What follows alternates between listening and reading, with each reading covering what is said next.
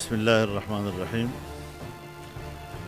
سب سے پہلی بات تو یہ ہے کہ 9/11 کے بعد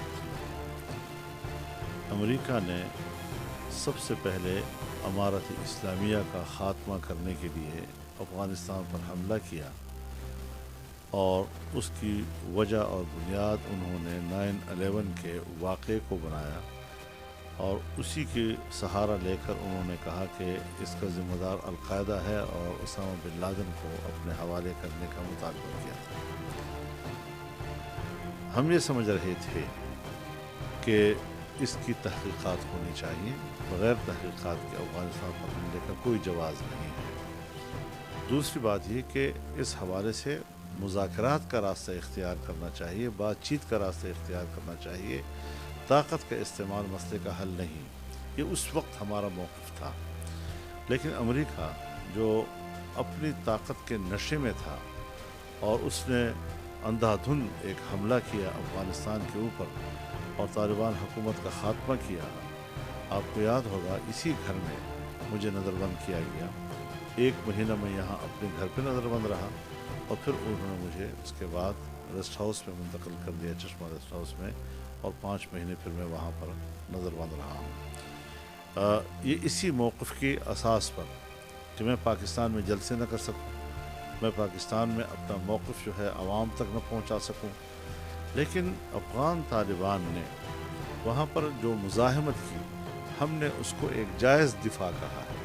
ہم یہ نہیں چاہتے تھے کہ افغانستان میں جنگ ہو، لیکن جب ان پر جنگ مسلط کر دی گئی تو پھر دفاع کا حق جس طرح باقی اقوام کو حاصل ہے، ہم نے افغانستان کے ان جوانوں کو، اس تنظیم کو، امارت اسلامیہ کو اپنے دفاع کا حق تسلیم کیا۔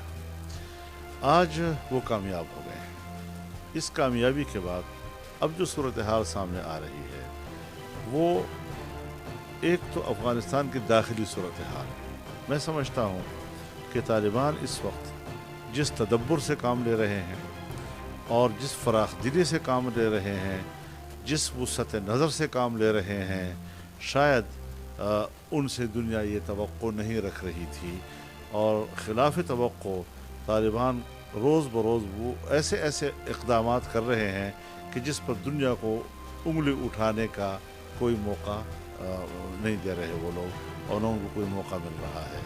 تو اس حوالے سے ہم اب بھی اس بات کے حامی ہیں کہ جب انہوں نے عام معافی کا اعلان کر دیا ہے، اور پرانی جہادی قیادت یا جو حکومت ان کے خلاف جنگ میں مصروف تھی، ان کی قیادت، ان کو بھی انہوں نے معاف کر دیا ہے، تو ان کے ساتھ ان کے افغانستان کے مستقبل کے بارے میں رابطے بھی ہونے چاہیے۔ افغانستان کے مستحکم اور مستقل سیاسی نظام کے لیے ان کے ساتھ مذاکرات کا عمل بھی شروع ہو جائے۔ ہاں، گو کہ ابھی تک اس میں وقت ہے کہ ابھی پورے افغانستان کو مکمل طور پر اپنے کنٹرول میں لینا اور وہاں کے امن و امان اور نظم کو قائم کرنا، اس میں شاید کچھ وقت لگے، لیکن ان کے منصوبہ بندی میں یہ چیز ہونی چاہیے کہ ہم نے افغانستان کو ایک مستقل سیاسی نظام دینا ہے۔ اس کا جو دوسرا بڑا فائدہ ہوا وہ یہ کہ عرب دنیا میں جو امریکی فوجیں موجود ہیں، اور جو کچھ انہوں نے عراق میں کیا، جو کچھ انہوں نے لیبیا میں کیا، جو کچھ انہوں نے شام میں کیا، اس پر بھی امریکہ کو نظر ثانی کرنی چاہیے، اور یہاں سے بھی اپنی فوجیں نکال لینی چاہیے۔ لیکن ایک حقیقت جو امریکہ کو تسلیم کر لینی چاہیے کہ وہ جو 9/11 کے بعد اس کا نظریہ نیو ورلڈ آرڈر کا یا جیو ورلڈ آرڈر کا ان کا رہا ہے، وہ تقریباً خاکستر ہو گیا ہے، بکھر گیا ہے، اور اس کو اب دنیا کے ساتھ برابری کی بنیاد پر چلنے کی پالیسی اختیار کرنی ہوگی، قوموں کے احترام کی پالیسی اختیار کرنی ہوگی۔ بالادستی کی پالیسی کا جو تصور ہے وہ اب ان کا ناکام ہو گیا ہے، اور ظاہر ہے کہ ہم پاکستان میں ان کے پڑوسی ہیں۔ پڑوسی ہونے کے ناطے اس قسم کے فتوحات کے اثرات ان کے ہم آہنگ لوگوں کو بوسٹ کرتی ہیں، اس کو ایک حوصلہ ملتا ہے۔ تو پاکستان میں بھی اس کی یقیناً ایک مذہبی طبقے کا، نوجوان کا مورال بلند ہوا ہے، لیکن جمعیت علماء اسلام وہ پاکستان کے آئین و قانون کے دائرے میں رہ کر ہی पाकिस्तान की दाखिली सियासत को सामने रखते हुए अपनी जद्दोजहद को आगे बढ़ाएगी। बैनुल-अक़वामी दुनिया के हवाले से, मुल्क से बाहर के हवाले से हम राय ज़रूर रखते हैं, लेकिन उस मुल्क के अंदर क्या स्ट्रेटजी इख्तियार की जाती है, वो किस हिकमत अमली के तहत मक़ासद हासिल करते हैं, ये उनका मसला है।